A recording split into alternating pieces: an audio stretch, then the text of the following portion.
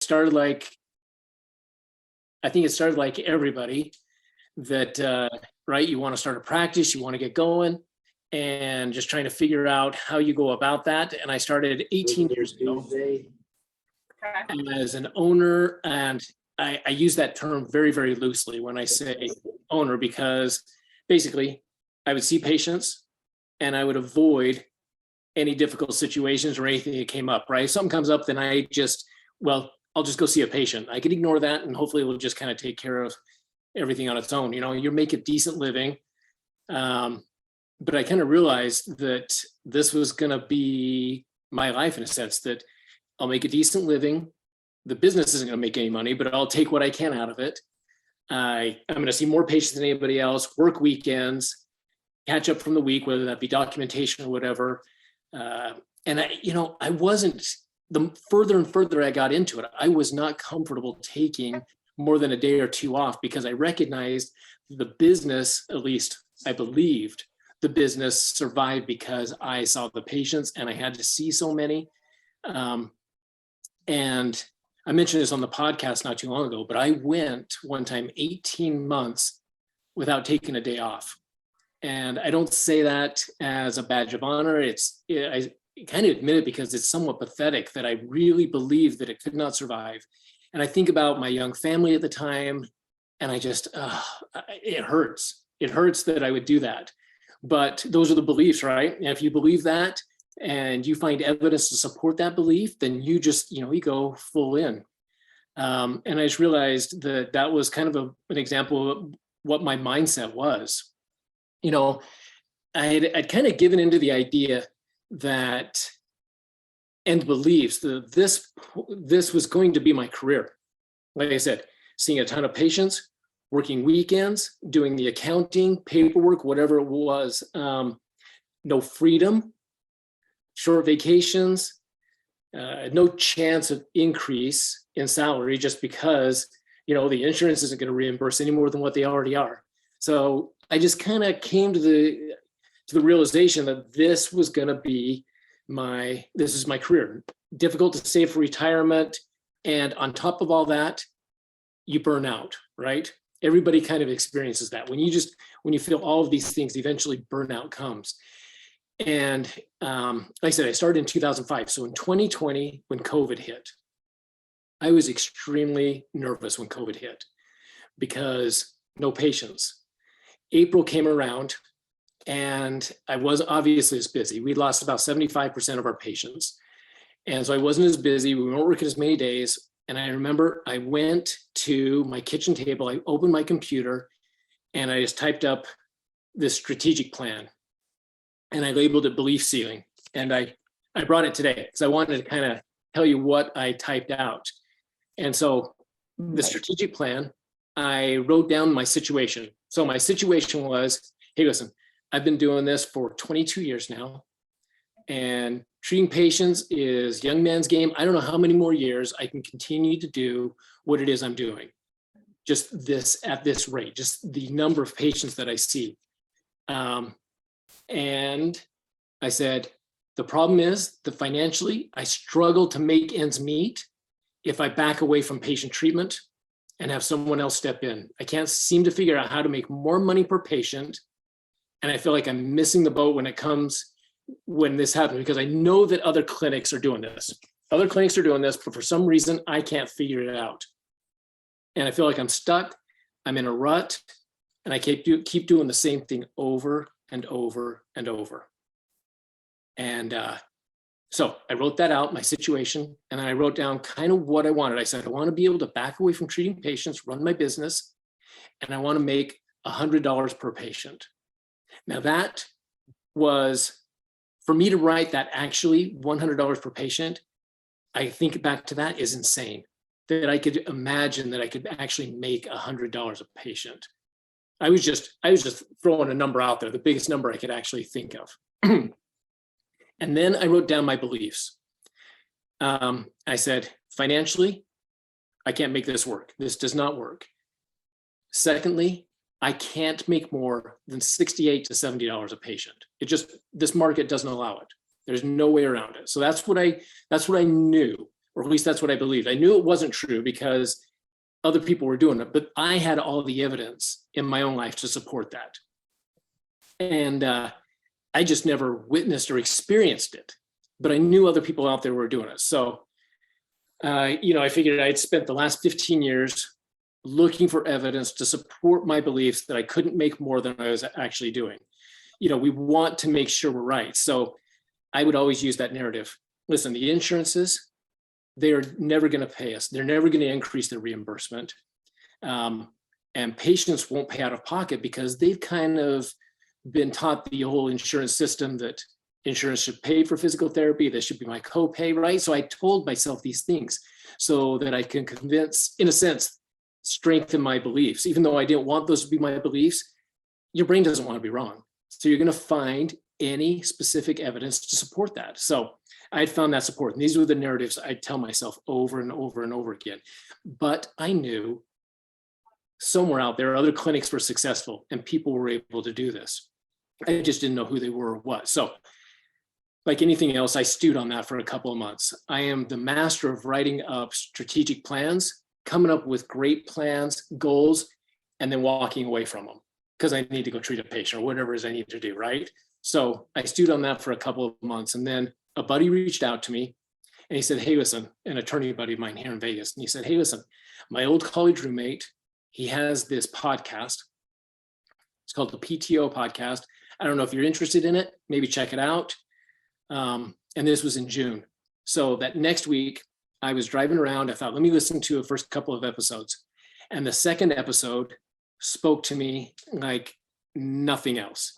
And Will, this is the one where you were talking about driving around and all of your charts were on the passenger seat and the weight of the charts set off the airbag sensor. And I was thinking that was me going back and forth between my two clinics. And I would just have a stack of my computer plus all of the charts. And I'd go home at night and I'd do the charting. And oh man, like I said, I was miserable. It was a miserable experience. And I thought, okay, here's a guy who's in the exact same position I was in, but he figured it out. So unlike you guys, I unloaded that clinic. Basically, the person that was managing it, I just said, hey, listen, if you just want to take this over, maybe pay me for the equipment, you can have it. I'm done. And when I say managing it meant that I told him he was the manager, but I didn't train him. And secretly, I was hoping he would never come to me with any problem whatsoever because I was too busy treating patients, both clinics, too busy doing other things. I just didn't want to deal with it. And I figured if I ignored it, then I didn't have to address it. So basically just further and further and further into that rut. But after that episode, I came home, I talked to my wife, I said, hey, listen, I need to reach out for coaching because I just listened to this podcast. This is exactly where I am. They've gone through it, they've figured it out. And she was on board 100%. She's like, hey, let's do it. Let's do this. And she's been on board 100% with me. Many times throughout this, through owning a clinic, I've looked for an out. And she was on board with that too. She just wanted me to approach it from a healthier mindset than just trying to escape. But so I reached out to Nathan. I knew I wanted to start working with him. And he said, hey, listen, so we need to meet for an hour and a half. And I thought to myself, okay, well, my lunch is an hour. I don't know where I'm going to get a half an hour though. Where am I going to get a half an hour? Because I have to see patients, right? I've got to do this. There's no way. And he said to me, that hour cannot be your lunch. I want an hour and a half twice a month that is not your lunch. And I gotta be honest with you, I kind of panicked. I didn't know what to do with that. I look back at that now and I'm thinking how sad that I couldn't find an hour and a half twice a month to be able to be coached. Because in my brain, I'm thinking, how can they survive without me? How can these patients survive without me? How can the business survive without me seeing all the patients to generate the revenue? And on top of that, I didn't even know how I was going to pay for it. But as we sat down, we coached, we consulted, the goal was to create more freedom for myself. But the elephant in the room was always the financial issue. And it was always the low paying insurances. And I knew that one of the major changes I was going to have to make was to drop the insurances. Now, that raised huge, major concerns for me. If you go and talk to somebody who is feeling that the only reason that you're staying afloat is because you're seeing more patients than anybody else, you have an 8% profit margin, you're going to drop the low-paying insurance, which is $10,000 a month and eventually up to $20,000 a month. That makes no sense whatsoever, right? I could not figure that in my brain, how I was going to drop insurances and still stay alive. Dropping insurances meant that it was less patient visits each week. Dropping insurances meant that now I'm going to have staff sitting around and they're not going to have things to do. Dropping insurances then overall meant less money, less revenue. So over the last year, so this is from 2020 till now, 2.5 years? So I've been working on this, trying to get it going. It didn't happen right away, but definitely big changes over the last year. And I finally realized that this rut I was in, there was going to be no escape whatsoever unless I could find a way to improve the dollar amount I was getting per patient. So hey, right there, Steve, if I can jump in for a hot second. Go for it. So guys, we're getting right into the meat here. So listen, you've got this tool called a chat bar, right? And many of you already know this, but I just want to throw this out there while he's talking. This is where you want to make comments. We have a large group. It's going to keep growing throughout the call. So this is where if you have questions, throw them out there. You don't have to wait until there's the actual Q&A. Throw them out there now. Michelle and I will be aggregating those, organizing those, and getting those ready. And don't be afraid to throw out some comments in there. It's like, man, that's awesome. Or, yep, I can relate to that. As you're listening to him and you engage in this, you're going to open up parts of your brain that are going to absorb what he's about to go through at a different level, which is going to directly proportionally relate to your income and your freedom. So go ahead, Steve, take it away at this part of your story. Thanks. I had no idea that you listened to my episode of the podcast. That made me feel honored I had something to do with that. It's great. That's what spoke to me, because I was like, oh, somebody's actually accomplished this.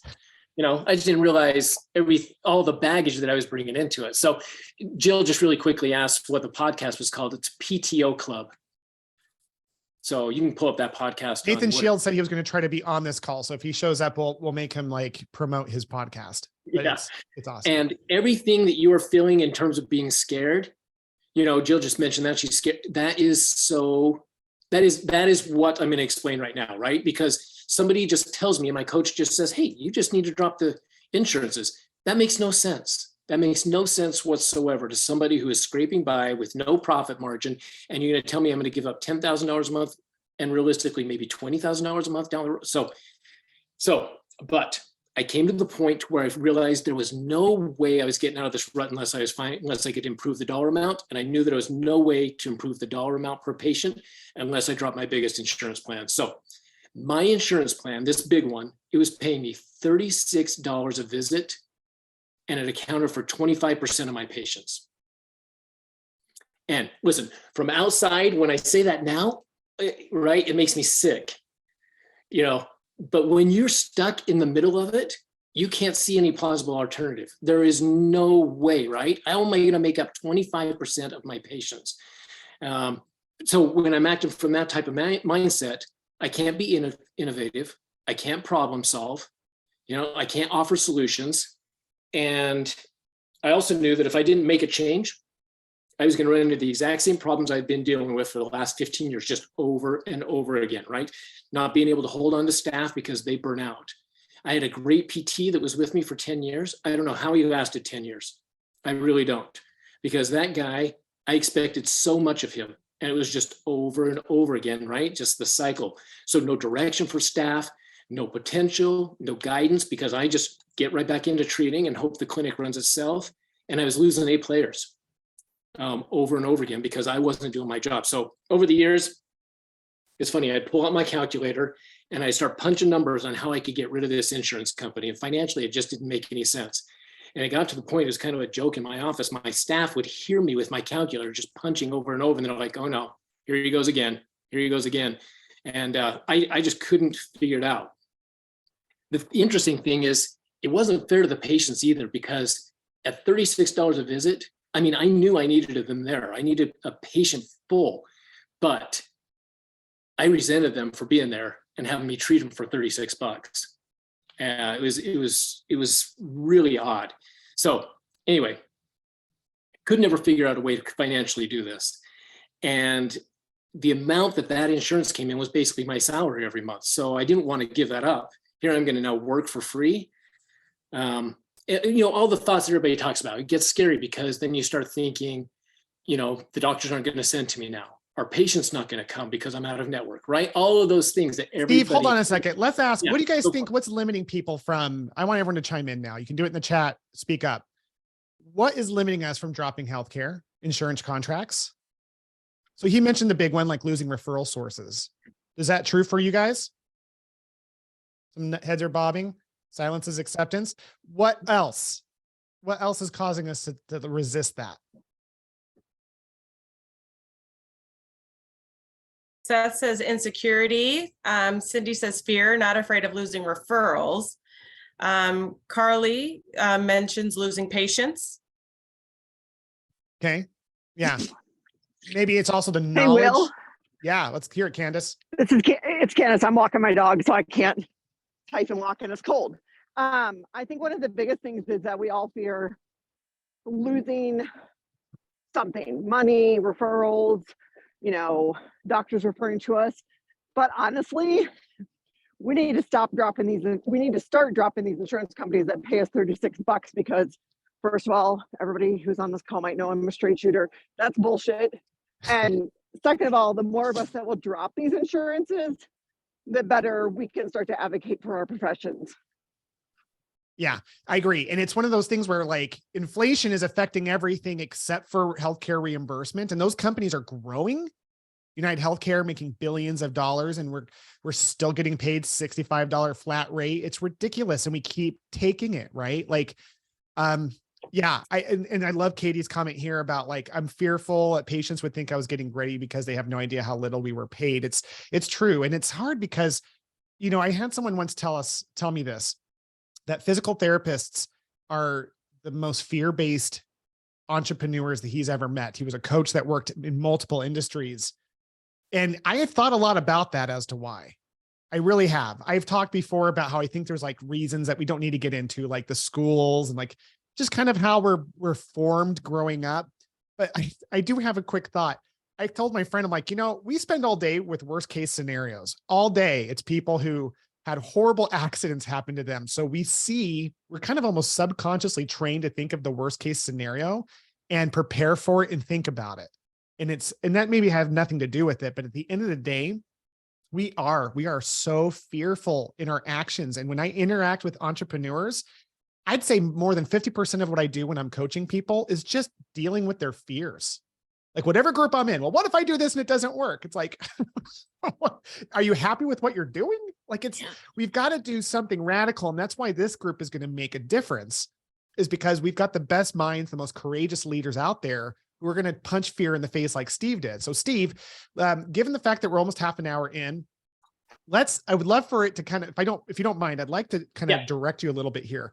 So let's skip to the end. What was show me the money, show me the outcome of what happened after you dropped the insurance. So you're about to talk about how you did it, but let's talk about what the impact was after you did it. And then we'll get into the weeds a little bit. There's no way in an hour you're going to be able to teach everyone every step that what you did, but going through your background has been really useful because they can see you as like one of us.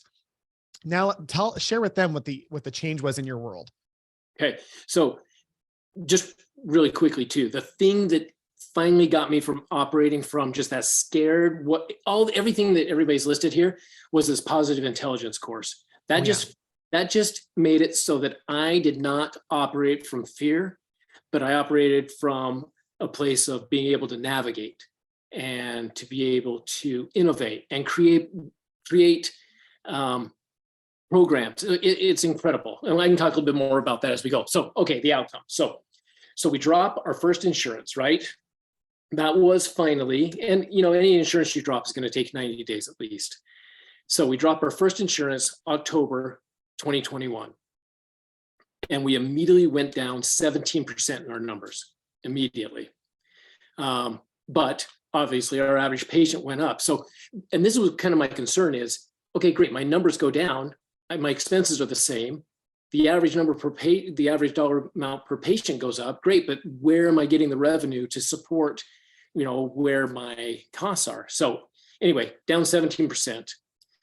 But because we had done a couple of things, we were making about the same money, some things to supplement our income. We dropped a second insurance about 5 months later. That insurance, we weren't seeing very many patients on to begin with. That one didn't affect us one way or another. And then about a month later, July 2022, we dropped Blue Cross Blue Shield. It was paying us $55 a visit. And they were about 20% of our business. And let's see, we went down 11%. So we held on to 40 to 50% of those patients. So a couple of things I noticed, right? When we dropped the insurances, I would say we see about 20% of what we originally saw from the first insurance. Second insurance doesn't matter. We didn't see anybody from them. Third insurance, Blue Cross Blue Shield, we see about 35 to 50% of what we originally saw. And the other thing I noticed is that it opened up more schedule space for the higher paying insurance that weren't necessarily scheduling. Maybe there's too much chaos, whatever it may be. They weren't necessarily scheduling. So they started to fill those slots as well.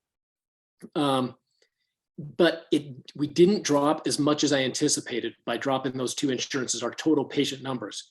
So our average went up per patient, almost $40 a patient. One quick question. Clay is saying, what do you mean by drop insurance? Are you canceling the contracts or just not scheduling those patients anymore? Yeah, okay. So we are canceling the contracts and working as out-of-network providers. Yep, out-of-network providers. So our dollar amount per patient went up, our number of patient visits decreased, our revenue increased, and our profit margin increased. Now, not just by dropping those insurances, right? I had to create some other type of revenue, but if I was going to be in the rut, in that same rut, doing what I was doing over and over and over, it wouldn't give me the time, or it wouldn't give me the mindset to be able to come up with some alternatives to be able to create and generate better, other revenue to support that. So, whether that be, we took on attorney lien clients, I marketed to a couple of workers' comp things where we get the contract. Like I said, the higher insurance scheduling more, some cash pay services, wherever that may be. I don't know if I needed to get into that too much, but definitely was able to supplement it. And, before I started dropping and going out of network. So Clay, did you see an impact when those pairs were secondary pairs? Oh, yeah, interesting, right? So we'll see that with Medicare, where we get the secondary, whether it be Blue Cross Blue Shield or Cigna, and they are out of network. So I was under the impression, Clay, when I did this, I just assumed, which is a problem, that because I'm contracted with Medicare, that a secondary would be I'd be automatically paid. And no, I'm not. And the patients are paying their 20%. And occasionally with federal, the patients themselves will be reimbursed. But yeah, so there is some impact, but it's so interesting. My mindset was patients are not going to pay for this, no matter what I do. And it's so interesting. They're willing to do it. And just so you know, in my area, so right behind me, a building right behind me, I've got another physical therapist. He is entirely cash pay. He does a lot of work with professional teams. And then down the road from me are 3 other ones that are all in network. So if somebody wanted to go down the street, they could. So, so I'm just gonna, do you want me to just read these? Don't worry. Okay, you go can. for it. So my thought is this, I'll read through that and throw them your way. Why don't you, so what is your practice numerically doing now? Like, the 3 I was advertising was 300% increase in profit. So could you just talk about that right now and like your time spent on your company? Cause I want you guys to see the transformation. Okay, What fear is holding us back from us individually and collectively is holding us back from a scene that I want you to paint of like what your world looks like now. Not that it's perfect, but just in terms of improvement. Do you want me to give very specific numbers here? Yeah, I mean, I wasn't going to ask to pry into your financials, but whatever. Yeah, let's do it. Let's share this Well, thing. Let's get going. Okay, so we were averaging $68 to $70 a visit, right? We go Yeah. up to $105 a visit now, is where we're at. And a big chunk of that is because I started marketing heavy to attorney liens. We'd only see maybe 3 patient visits a week of attorney liens. My goal is to get that to 20%. We're about 30. We're about 30 patients visits a week of attorney liens. So those reimburse substantially higher. I'm not collecting on all 30 of those yet. I'm only collecting on maybe 75% of that. But over the next year, I know that we'll get up to where we're collecting on average, probably 30 patient visits a week. So initially, because my expenses were, they were substantial before I started dropping insurances, because I had to have so much staff to be able to, Team? support all of those patients. Yes. You had to have so much team. Staff is an infection. Yes. Yes. And a full-time marketer. And when my full-time marketer realized that I was going to be dropping insurances, then she saw that as, her bonus going down, and she found another job. So I also didn't have to have a full-time marketer now. So my expenses began to go down. So I went from making, on average, after paying myself, $2,000 to $3,000 a month. I was hoping it was just there. Nothing, right? No money at all. And last month, it was about $25,000. And it's been that for the last consistently since we dropped Blue Cross Blue Shield. And how has been your work effort? Like, how hard have you been? For you, do you feel like it's the same? Is it a lateral move in terms of effort that you're putting into this thing? Does it feel easier? Of course, I'm hoping you'll say, I don't know, but I would like to know, honestly. So, I came from busy clinics. That's all I'd ever known, is busy clinics. And so I assumed if you're busy, you're profitable, you're successful. Yeah, I'm not seeing anywhere near the number of patients. In fact, I'm now only working half day. My goal in the next 6 months is obviously to be able to get out of patient care, and we have a plan in place for that. But even my other therapists, they're not seeing near the number of patients they were seeing. The office is not chaotic. It's busy. There are patients in there, but everything runs smoothly. And I hear that from my front office more than anybody else. Them trying to track the numbers when you're trying to get 300 patient visits in there, as opposed to now between 200 and 210 patient visits, it just gives them time to actually do the things that I keep wishing that they could have done. There's just time. There's time. It runs smoothly. It's a good feel in there. Okay. So Steve, I'm going to interject with some questions now. So guys, it's time to get those questions ready for Steve. I didn't want this about the information of how to do it, because you would get lost in it. This wasn't an overnight transition, as Nathan beautifully said. We were talking all about the PTO Owners podcast earlier, Nate, how great you were. Everyone was talking about how handsome you were. I was telling him how you go by the nickname, Michelle, what does Fritz call him?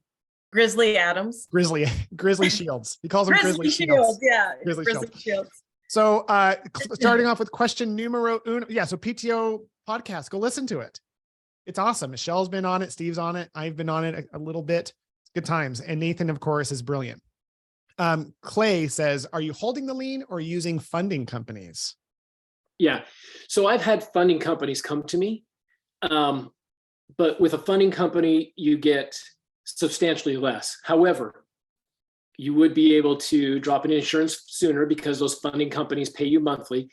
I wanted to hold on to the lien because I wanted a relationship with the attorney, which means that's why this took a little bit longer before I could start dropping, because I needed to wait for those to start coming through. I had a patient who just started last week.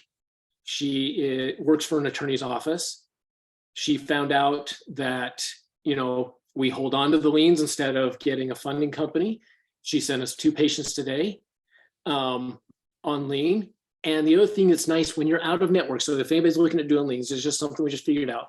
Very few places are willing to put a copay on a lien. And this is something, not to get in the nitty gritty of it, but this is something we've decided to do because we're out of network. We're getting so much more. And then when the lien is paid, then we'll just get that last little bit. So it makes it more financially viable to be able to do that. Love that. Okay. I had to quickly mention that Don earlier mentioned about how he hates the word accept. When we accept insurance, he says it's like synonymous with mediocre. Yeah. Like accepting equals tolerate, which is like the theme of physical therapy. We tolerate so much, right? Next question from Amanda. Have you dropped all of your insurance contracts or only the ones that were below your cost of doing business? That's a great question. I dropped all of the ones that were below my cost of doing business, except I have one last one that is right at my cost of business. And we have a plan over the next quarter to work with them. And if they're not going to work with us, then we'll get rid of that. Beautiful. So yeah, all the ones that were above, I held on to. Just the ones that I was losing substantial amount of money on, we dropped and went out of network. By the way, if you guys want to, like, this isn't like a super formal setting. We're all just kind of doing our thing. So like if I ask your question, and you have like follow-up questions, you can just turn on your microphone and just start digging away. Like, if it gets weird, I might interrupt, but otherwise go for it. Don't feel like we have to keep it all here. So the next question is from Candace. Candace, what state are you in? Dog walker? She's probably not listening. What is the name of the book that you read about mindset, she says? So I did a course called Positive Intelligence. And my wife is actually a positive intelligence coach. So she would run people through it. She would talk to me about it. I was like, yeah. And then I was like, okay, I've got to do this. And basically all it is, it just teaches your brain to be able to access the portions that's going to allow you to be a problem solver instead of a scarcity mindset. Is this, I'm going to share screen. Is this what you're talking about? Because you and I talked about that. Is this what you're talking about? It. Yeah. And there's a link on there. I'll put the link into the chat. Yeah. But there is a link if somebody wants to go in. You can go take what's called just basically a saboteur test there to see which things are preventing you from being able to be able to accomplish your goals. So anyway, go take the quiz on there. It's fantastic. Okay. Thanks. Cindy this asked, is Candace. Well, it's just cold. I can't get my phone out until like. Yeah, where are you at? I forget where you are. I'm in Nebraska. That's right. So guys, we are really excited because next month, at least I hope I said this to Candace, but we're going to have Kristen Fox from South Dakota, Seth from Arkansas, and Candace from Nebraska are going to be on the call. They are all part of organizations that are starting to effectively fight insurance decreasing reimbursement. They take a stand for PT in general. There's all these things that they're doing. So we're going to talk about what their organization is, how it works, so that we can start getting ideas. We need something. We either need a cohort of multiple organizations across the country that are organized and unified, or maybe just one massive organization. But there are successful groups that are winning battles that we don't hear about. Like we just need to anyway. So next month we're going to be learning more about their groups and be focused on that piece in addition to continuing our discussion on dropping insurances. So thank you very much for that, Candace. Cindy asks, does lean mean LOP? Is that the same thing? I'm not familiar with what LOP means. I know what a lean is, but what's an LOP? Lots of people? It's a letter of protection. Letter of protection. It's what you sign with the attorney that states that you won't bill the patient directly, but that it'll go through the attorney's office and that you'll be a part of the payment when the settlement's complete. Okay. Awesome. Thank you for that, Clay. So if I'm understanding that correctly, an LLP is a part of the lien process, right? Or no? Yeah, that's how you set it up. Okay. So that's like a step in that obtaining a lien. Okay, very cool. We missed a question earlier from Blaine. Blaine, I'm sorry, man. You know I love you. Where are we at? For the patients that had the insurances you dropped, did you retain quite a few of them as out-of-network patients? So, no, actually, we didn't. There were certain ones. I remember my administrator and I, like I said, I was very nervous to do this. But so we went through every patient and we anticipated, okay, who do we think is going to continue here? Who's close? Who doesn't have much of a deductible? All that kind of stuff. And like everything else in the business, it never went like I thought it was going to. People that I didn't think would stay, stayed. Others didn't. But no, we didn't. Initially, we didn't. But within a month, it was interesting how many started to come back. So like I said, we retained maybe 15% of that first insurance, but a lot of them understood. As we went through and we talked to the patients, a couple of weeks prior to the month before, we gave them a letter, and then I met with every one of them. I talked to them about it. This is what's going to be going on. This is why we're doing it. They all understood. One patient in particular, he's like, "Hey, listen, you can't take that. Yeah, you can't take that amount. There's no way you can make a living on that." So, and most people felt that way. And then they went and found a physical therapy office that took their insurance. And we should let them. That's right. If people are willing to kill themselves for marginal to no profits, then, eventually those are going to burn out. Inflation's going to take care of those groups or take care of us if we're not being careful. I love that. All right. So let's go back to the next question here. I think that's it for the patients. Oh, Seth wants to know, how did physicians referring to you react? Yeah. So once again, I went and visited with each physician, and only one stopped referring to us. All the others said, "Yeah, you can't work for that amount. You can't." And our physician referrals went down. Obviously, they went down because we're in network with insurances that are a large percentage of the valley here.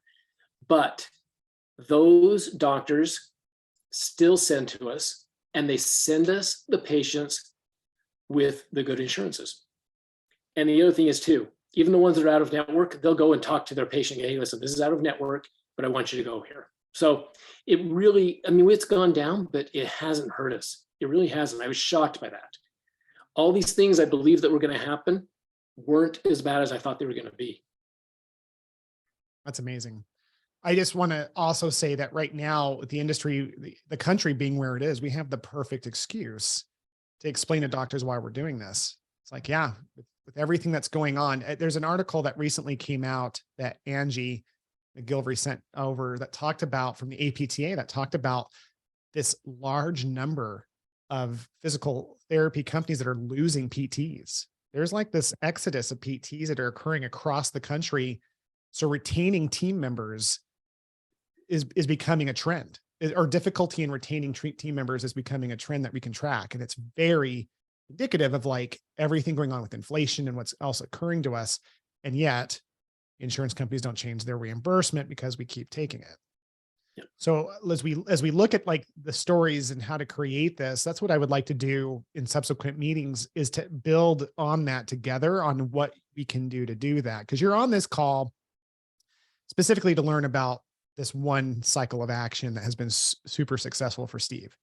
So it's a matter of now, like, what other things and tools can be created. And I have been prodding Steve for the last, not literally, I've been begging him, please, man, like create a course, like help people do this.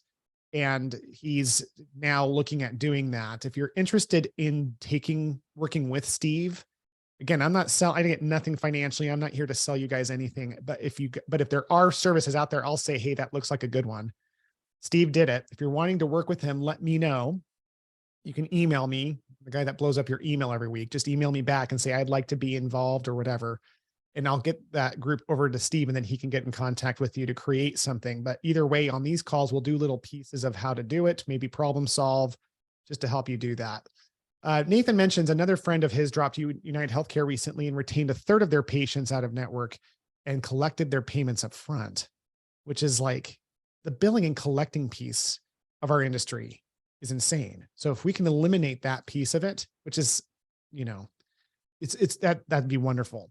Tyler asked the question, how do you market to attorneys? Kind of like switching now to like this idea of, okay, you've dropped these insurances and these patients, it's created an opening. You said you filled it with attorney liens. Like, yeah. How did you approach that? So I knew when I wrote down that strategic plan, that belief seeing, I knew that I had to get some attorney liens in there. I was only seeing about 3 patient visits a week, and those were just random. Those just kind of ended up our place. I had no idea how they got there. So I networked. Now, here in Vegas, there are billboards everywhere for personal injury attorneys, car accident, right? I mean, they're everywhere. But these attorneys only send to very, very few physical therapists. They have their people. And trying to break into that was so much harder than I anticipated it would be. So what I did, I'll just get really specific. I called a buddy of mine, another buddy who's an attorney, and he occasionally has the personal injury come to him. And I said, hey, listen, let me buy you lunch. Let me just sit down. I want to pick your brain on what it is every personal injury attorney is looking for. How do I get in there? How do I break in so that I can get past this list that they have? So I sat down with him, and he just kind of laid it out for me. This is what you're looking for. This is what you want to do. And he gave me a list of like 8 attorneys. He's like, here are 8 attorneys. These are good friends of mine. I'm going to call them, tell them that you're coming to visit them. So I called ahead. I went and visited those people. And of those 8 people, none of them have ever sent to me, ever. I've never got one. So it has never come from where I thought it was going to be. But I just started networking and hitting attorneys just over and over and over until one of them would work with me. And to be honest with you, you only need 3 or 4 attorneys that are willing to work with you to be able to do that.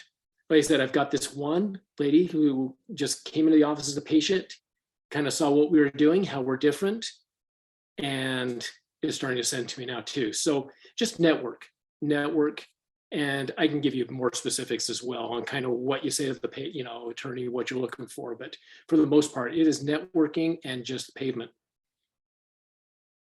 Got it. Very good. All right. So we've got some more questions here. Sean, the attorneys, he's just making, it's a question. The attorneys usually want to reduce the total bill. Do you accept a discount, or do you stay firm and collect the full bill? Yeah. amount? So this is one of the things when I sat down with my buddy, he said, hey, listen, attorneys are looking for a relationship. And I don't know if that's the case with everybody, but here in Vegas, they're looking for a relationship. So they want to be able to work with somebody that they know they can say, listen, can you take a 35% reduction on this and not have to worry about it? They just know it's going to be handled. Sometimes there'll be a bad one where it falls through, but sometimes there'll be great ones where they're not taking much of a reduction at all. So they just want somebody that is willing to work with them. And so, yeah, we do. And that's one of the things that the attorneys I work with, I'll go in and say, hey, listen, we're willing to take a reduction. We bill at a certain amount. I anticipate collecting at this amount, and that's generally what we average. Good question. Good answer. Amanda is making the comment that if you have a good relationship with a doctor, you can ask them who the attorneys are that they work with, and they'll give you a recommendation potentially. Yeah. Great idea. Love it. Any other questions? Steve, wrap this thing up, man. Like what would you say to this group of entrepreneurs who are staying on for the last 10 minutes? And by the way, we can end early. I'm not going to milk this thing out, but like, what would you say that like, hey, before you leave, the one thing you should know is blank. Like, what would you say to them about that? The key to this, there are a couple of keys. You've got to have somebody kind of coaching you. Like I had Nathan, because somebody outside looking in, they can see it completely different. I was so stuck in it. There was no way I was going to be able to pull myself out. Secondly, you've got to have some type of plan just to get rid of an insurance and see your income go away and go, oh, wait a second, I thought I was going to be able to increase my revenue. You're going to have some type of plan there. Thirdly, you have to have a mindset change. There has to be a mindset change. And for me, it was that positive intelligence course. It changed my life. I'm not kidding. It completely took me away from this scarcity mindset to one that allows me to be able to navigate, explore, innovate, put plans into action. I put my team through it as well. So my administrator, she is always doing the same thing. She's on board with me. You've got to have support as well.